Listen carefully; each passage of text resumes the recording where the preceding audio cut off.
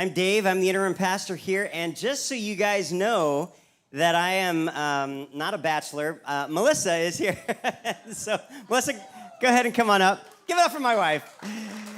We're doing this back and forth between Utah, but it's proof that she exists. Here she is. I do exist. I'm assuming there's a time when you don't take screenshots of the temperature and send it to your family in North Georgia. And I'm like, yesterday was 111. I'm like sending it to my family, and they're like, oh my. I'm like, I know. So does that stop eventually? I won't care as much because I'm like, this is impressive. And I'm from South Florida, so I don't know. But I wanted to say thank you guys for praying for me. I was able, is Carrie Lynn here? I don't know. I've had like little people speaking into my life with the education thing, and I was able to get a little job in first grade. So, yeah, so now I feel like it's real, and I have the hard job of packing up my classroom and throwing stuff away. That's the hardest. People are like, can we help you move? I'm like, all I need your help is to tell me, throw it away. And even that's hard. So I'm looking forward to being here. I still have 2 weeks of summer school left, so I'll be out here the end of, well, I guess we're driving our... Yeah, we're driving our daughter to Boston, so from Salt Lake to Boston, so her car can go out with her, and I might stay to do a really cool bike ride, and Acadia now, she doesn't know that yet. But it's like there's miles and miles of bike trails. She's like, Mom, should we do it? I'm like, yeah. So it might be the first Sunday of August. It might be the second one. Honey, it might be the first. It might be the second. That's right. We'll just have this same little presentation after. Yeah, we'll just keep saying it, and you'll be like, she's eventually going to get here. But thank you. And thank you for loving on David. Yeah. I've missed him for sure, but my puppies have taken over a spot in the bed, so we're going to have to untrain them once I move back out here. But anyway, it's great to see you guys, and I'd love to connect after church. Yep. All right. Thank you again for your prayers for Melissa. It's really encouraging to know that she has a job lined up for her when she gets back. So, in fact, I don't know if we have the pictures of her school. It's Hoover Elementary. No? It's right on, you guys know where it's at. Hoover's, nobody cares. Yeah. So anyways, she got the job before even visiting the school. And so I took pictures of the school and sent those to her and sent her a little text that one of the pictures showed all their core values, which said trustworthiness, respect, responsibility, fairness, caring, and citizenship. And I sent her a text and I said, babe, that's way better than the school down the street that advertised shadiness, disrespect, sloppiness, and racism. You chose a good one, babes. All right. So today we're going to be talking about the Sabbath, and we're going to be talking about the rest under the rest. A lot of times we can take a nap, but we still have unrest in our souls. So we're going to be figuring out, how do we get rest under the rest? How do we get true Sabbath? How do we have rest for our souls and rest for our bodies, okay? So if you read the title of today's message on Sabbath rest, and it's an Old Testament concept that a lot of times people don't know what to do with the Old Testament, right? There are all kinds of issues that the Old Testament touches on. People don't know what to do with them, okay? Women's heads being covered, right? Tithing, Sabbath, homosexuality, tattoos, war, divorce, slavery, bacon, trimming the edge of your beard. Like, there's so much that the Old Testament touches on. And a lot of times the question is, all right, so does that apply? Does that not apply? Right? We have this confusion. The list goes on. But the question is important. What do we do with the Old Testament? What is applicable for today and what's not? So we can touch on the other subjects in days ahead. Today we're just going to be talking about the Sabbath. And understanding how to apply it starts with an understanding of what we do with the Old Testament. So, before we begin, can I just tell you a really interesting story of something that happened to me in college? When I first started exploring this question of what do I do with the Old Testament? Can I tell you this story? Is it all right? Just 5 minutes. My personality type really values interesting, okay? So life just has to be interesting for me. So when I was in Bible college, my buddies and I, we decided to visit several different churches in the Twin Cities, and we just found that fun. It was interesting, and so we went to the Temple of Ek, which is the religion of Eckankar, and that was fascinating because we walk into their temple, and before we get in, the parking lot is just full of cars. It's just like packed, And then we walk into the temple, there's nobody there. We're like, what'd you guys do with all the people? This is really confusing to us. So that was one place. Then we go to a Muslim mosque another time. We went to a Mormon ward another time. I remember Sunday morning when my friend comes into the room, he goes, Dave, you want to visit a new church this morning? I was like, yeah, which one? He goes, it's actually a gay church that's doing a seminar on homosexuality in the Bible. And I was like, well, that's the most interesting thing I've heard all morning. And so I said, I'll be ready in 5 minutes. So I got ready super fast. We went to this church, and there's about 400 people in the Sunday morning service, but then in the evening service for the seminar, there's only about 8 people. And there was a 2-week seminar.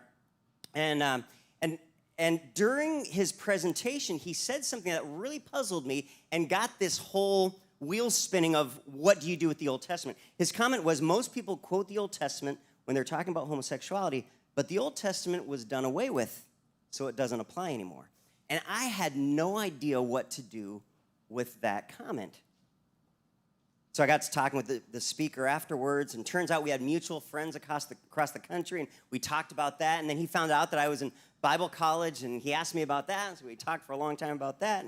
And he also sensed that I wasn't hostile or rude. And so finally he goes, Dave, I'm doing part 2 of my seminar next week, next Sunday night. Would you be interested in giving the traditionalist perspective on homosexuality for about 15 minutes, and then I'll follow it up with my perspective? And I said, I'd be honored. And in my mind, I'm thinking, I have no idea where to go with that. Like, I have no idea what to say. I have no idea how do you answer what to do with the Old Testament? So I went back to campus that week, and I talked to one of my professors, and I said, how do we apply the Old Testament? How do we apply the Old Testament law? And what he shared with me is what I shared at the seminar the following Sunday night. And it's also what I'm going to be sharing with you today, except we're going to apply it to the Sabbath, okay? So, and just a little disclaimer. In the early 90s, homosexuality wasn't the hot topic that it is today. So it's easy now to look back and say, well, you should have said this and you should have said this. And this is how you could have been more nuanced as a 20-year-old. But believe me, I've also learned a lot over the last 30-plus years. And I assure you, it was kind and it was respectful. And I made a couple of friends that night. And several guys thanked me for it afterwards. You know, just a little side note before we dig into this. Society tells us this lie that in order to be friends, we have to agree on everything. And whenever there's disagreement, that's when you stop being friends. That's not the truth. We can disagree and still care for each other deeply, all right? So that presentation, in that presentation, we addressed the core issue, and the core issue was, how do we apply the Old Testament law? All right, so let's dig into it. This is how we apply the Old Testament law. There are 3 different kinds of Old Testament laws. The first is civic. All right, these are in your notes. Civic laws, those are basically how to get along in society, okay? This is slow down in a school zone type stuff, all right? The Bible will say things like, don't move an ancient boundary stone. What's that saying? It's like, this is how to get along in society. By moving the ancient boundary stone, you're basically doing that to steal property from your neighbors. Just don't do it. Like this is how society gets along better, is when people observe these civic laws. Then there's what? The ceremonial laws. These apply to sacrifices, priesthood, temples, festivals, foods. These are the laws that have a built-in alarm clock. The fancy term is they have a built-in obsolescence. There was always going to be a day, because these Old Testament ceremonial laws pointed to Christ, there was always going to be a day when the alarm clock went ding, and we weren't going to need these Old Testament ceremonial laws anymore. Hebrews 8 says this, by calling this covenant new, he has made the first one obsolete, and what is obsolete and outdated will soon disappear. Colossians 2 says, therefore, do not let anyone judge you by what you eat or drink, or with regard to a religious festival, a new moon celebration, or a Sabbath day. These are a shadow. Make a little mental note in that Sabbath day part. These are a shadow of the things that were to come. The reality, however, is found in Christ. All right, so one day Jesus came along, and the alarm clock went ding, and we didn't need to sacrifice lambs anymore or go to the temple. And now we can eat lobster and bacon bits, all right? So Then the third one is the moral law, okay? So you got the civic, you got the ceremonial, and now the moral law. The moral laws are basically the 10 Commandments, okay? And most of these laws are obvious. You know, you read through the Old Testament, and most of them are obvious which category they fall into. To prove that to you, I'm going to give you a little quiz. I just chose Leviticus 19 just as an example. Pulled out 3 verses, and I'm going to give you a little quiz. I'm going to read the verse to you, and you're going to tell me, is it civic, ceremonial, or moral? Okay, when you reap the harvest of your land, do not reap to the very edges of your field. Do not go over your vineyard a second time or pick up the grapes that have fallen. Leave them for the poor and the foreigner. What category would that fall into? Civic, yeah, right. And there's a principle behind that, and the principle is what? Don't max out the credit cards that you can't give to the needy, right? Like there's a principle behind that, and the person behind the principle is the person of God, and the principle is there to reflect a God who's generous, right? So that's a civic law. The next one is this, just verse 4. Do not turn to idols or make metal gods for yourselves. Which one is that? Straight out of the 10 Commandments, right? Do not turn to idols, right? Thou shalt have no other gods before me, right? It's a 10 Commandment. It's one of the 10 Commandments. Verse 22, with the ram of the guilt offering, the priest is to make atonement for him before the Lord for the sin he has committed, and his sin will be forgiven. Which one's that? Ceremonial, right? You got it. Pretty. Most of the laws are obvious. So which category does the Sabbath fall into? It's kind of a trick question, right? It's a moral law because it's found in the 10 Commandments, right? But remember I said to make a mental note in Colossians chapter 2? In Colossians chapter 2, the reason that verse is there is because for centuries, the Jews observed the Sabbath on what day of the week? Sabbath, right, starting on Friday evening, right?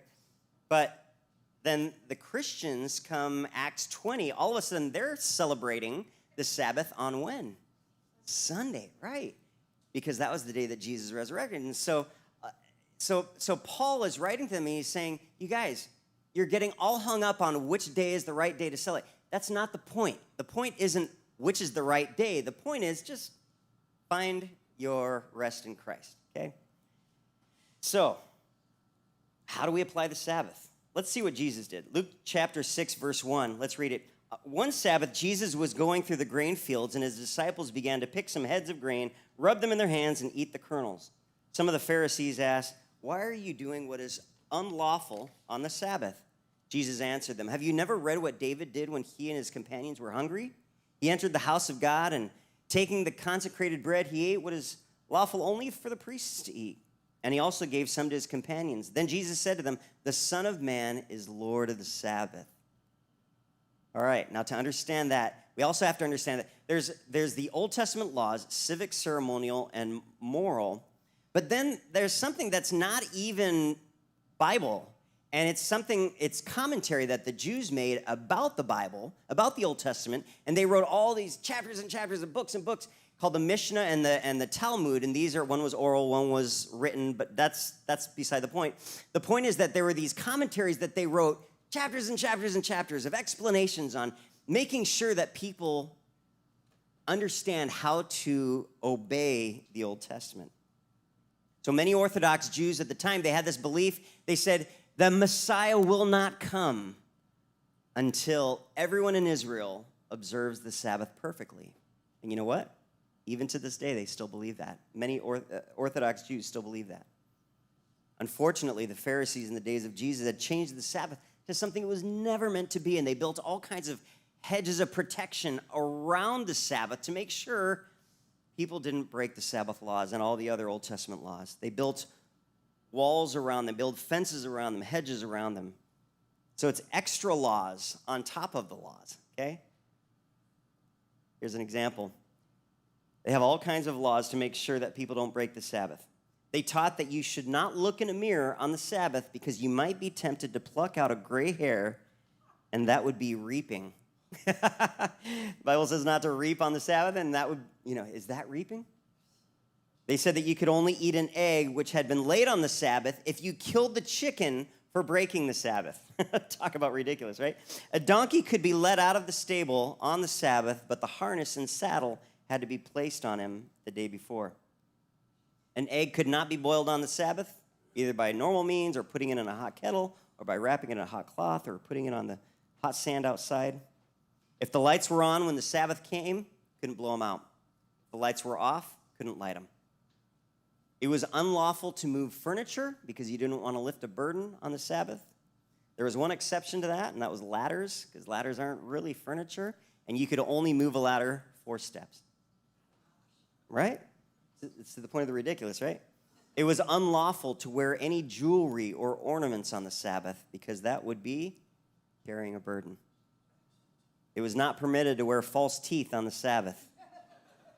It'd be fun going to the synagogue, right?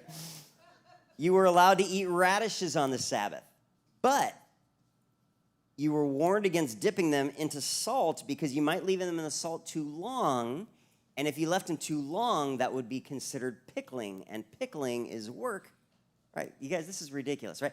And the Jews had, like the rabbis had all kinds of conversations, lengthy conversations of how long does it take to pickle a radish.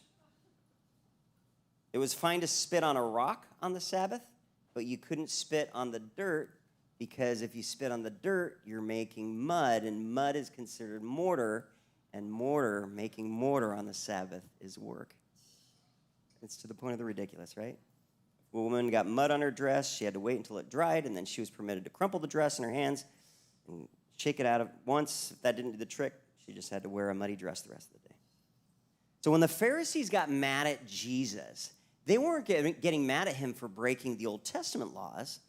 They were getting mad at him for breaking the Mishnah laws, the Talmud laws. What I find fascinating about this story is that Jesus doesn't come up and say, I'm so sorry if I offended you. You know, that's the way people say it now. If I offended you, then I'm sorry. Like, what does he do? He's like, your rules are dumb. He says, this has nothing to do with godliness. Get over yourselves. This is the dumbest thing I've ever heard. Which brings us to point number 1. Jesus is a dude. Fill that in.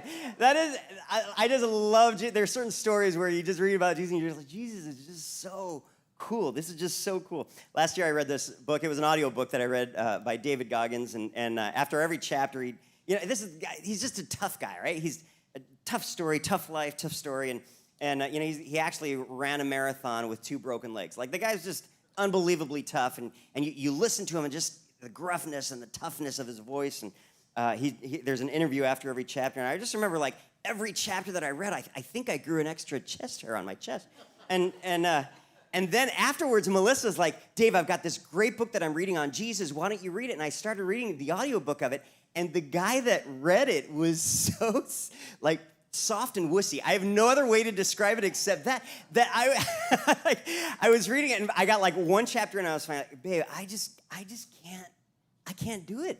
I can't listen to this guy talking about Jesus with such a wussy voice.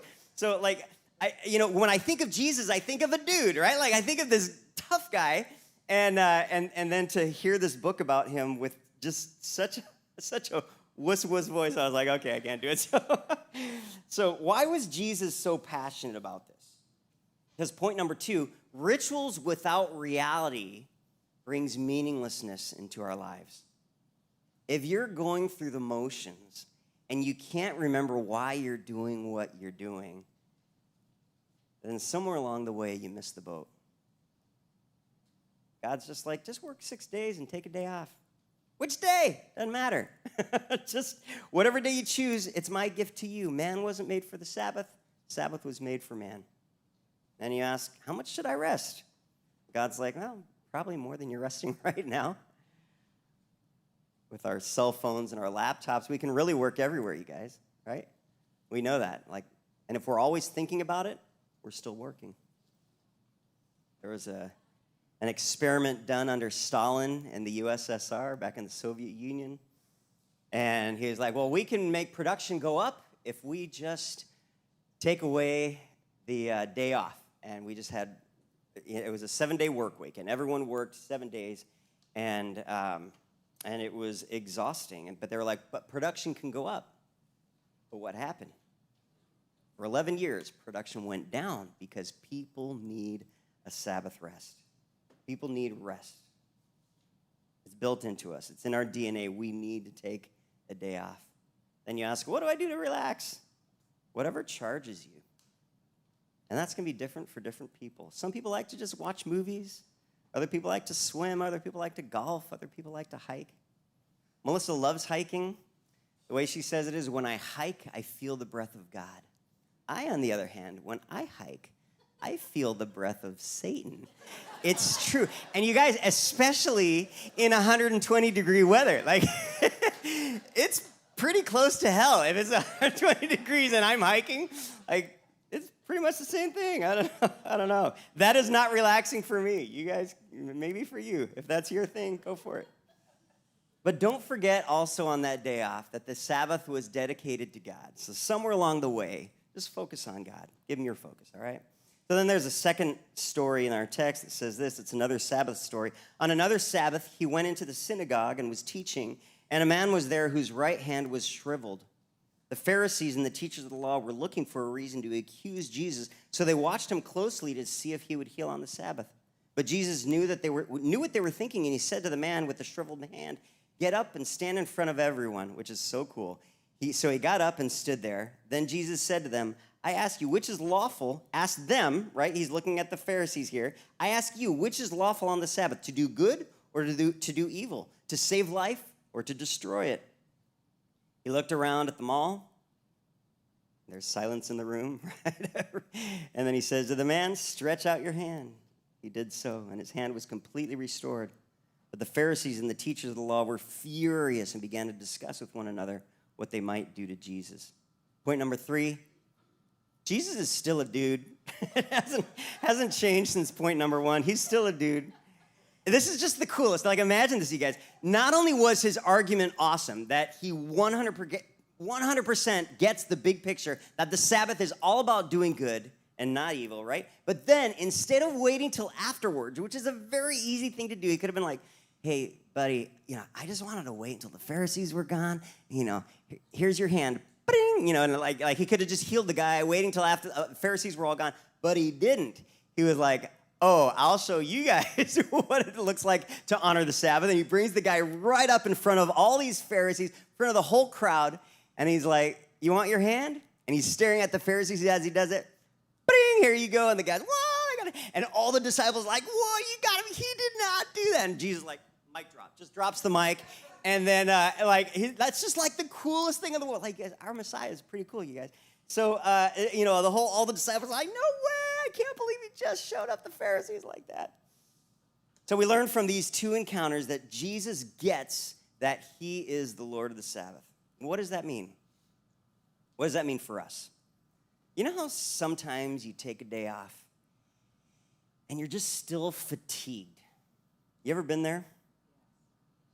The reason for this is because our souls haven't found rest. There's an unrest under the rest.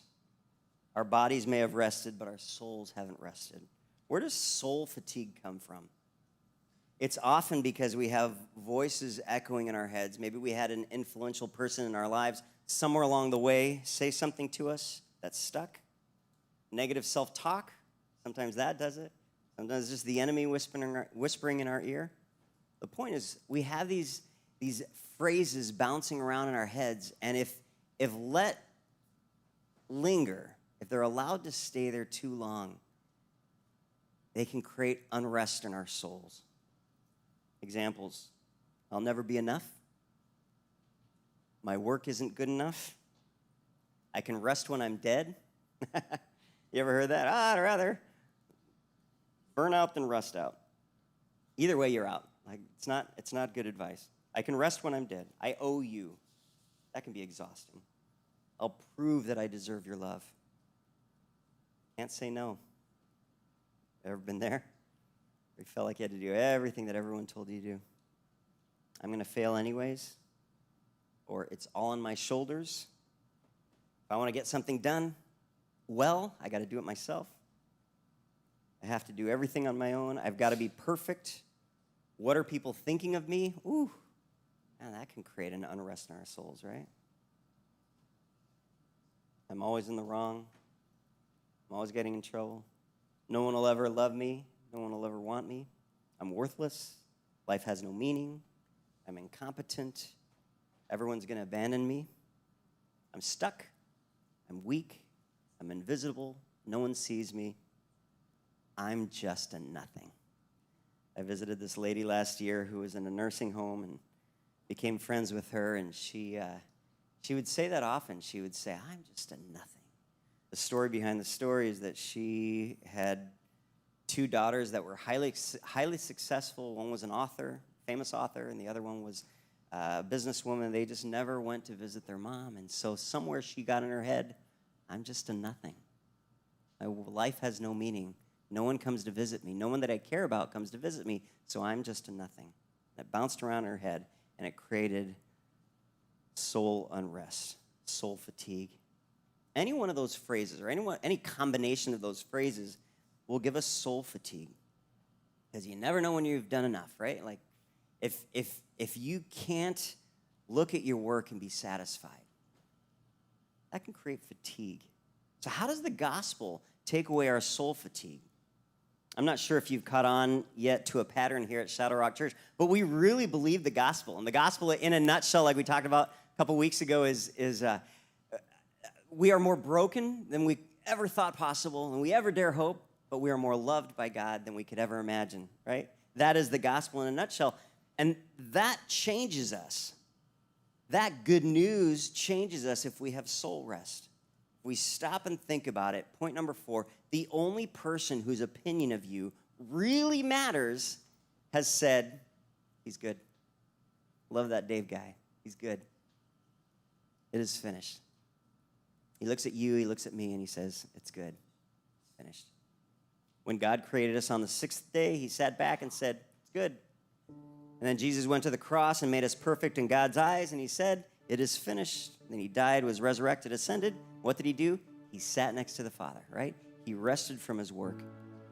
The only opinion that matters is God's opinion of me. When that gets in our hearts, that he loves us, and he's sitting back saying, Dave, you're a masterpiece. Melissa, you're a masterpiece. When that gets in our hearts, everything changes. It gives us soul rest. And Jesus said it another way. He said, come unto me, all you who are weary and burdened, and I will give you rest, right? I'm going to invite the worship team to come on up. I'm going to wrap this up with one final story about Nancy, the gal who said, I'm just a nothing. After hearing her say it several times, finally I said, Nancy, I've got a little story for you. I said, I have a computer. I said, I have a laptop that by laptop standards is a dinosaur. It is so old. It's like 10 years old, which is ancient by computer standards, right? You know what I'm talking about? I said, this computer, if I were to try to sell it on Craigslist or, Facebook Marketplace or something, like I'd get $100, maybe. It is old. But I love that computer.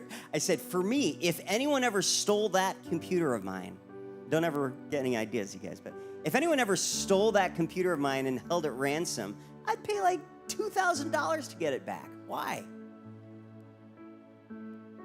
Because it doesn't matter what the world says you're worth. What matters is what your owner says you're worth. For me, that computer is worth $2,000. I'd pay $2,000 to get that thing back. It's got all my passwords on it, all my pictures on it from all our life memories as a family. It's got old videos on it. For me, it's valuable. It doesn't matter what the world thinks it's worth. What matters is what I think it's worth. And I told her, I said, Nancy, it doesn't matter what your girls think of you. It doesn't matter what the world thinks of you. It doesn't even matter what you think of you. What matters is what your owner thinks of you. And God loves you infinitely. And her eyes just lit up. She said, you really think so? I think it was the first time she'd ever heard the gospel, you guys. It wasn't in a churchy way. It wasn't in a, here's the verse out of the Bible. It was just a concept that finally got in her heart. And that good news changed her. That good news is here for us today. Change our lives as well. Father, we come to you today, and we are so grateful for how you love us and you see us with infinite love. And we thank you that even when the world tells us we're not worth anything, that you do. You love us infinitely. May the truth of that sink into our hearts today. Go ahead and stand as we sing this song. And I want to invite you, if you want prayer for anything, we have some prayer workers that are going to meet you right over here on this side of the room. And just make your way over to them, and they'll pray for you this morning. So let's sing about that good news this morning.